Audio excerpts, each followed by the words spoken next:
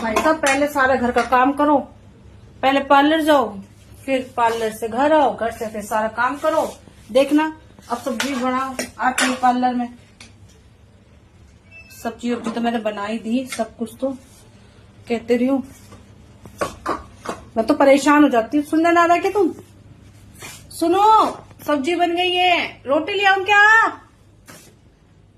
अब बोलेगा थोड़ी ना, बैठे रहेंगे ऐसे ही टीवी देखते रहेंगे। कहते नहीं, बोलेंगे थोड़ी ना कुछ भी।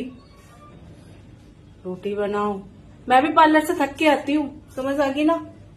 खाना बनाती हूँ, सारा काम करती हूँ मैं भी। कोई फ्री की कोई मेरे को ना देता तनख्वाह।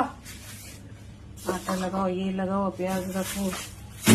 कल से नवरात्र चालू, फिर वहां की तैयार कर लो, फिर पार्लर जाओ, ये जाओ, घर का सारा काम करो। बिल्कुल समझ रखा है तुम लोगों ने मेरे से तो बिल्कुल। जब बाल्टी यही पड़ी है तो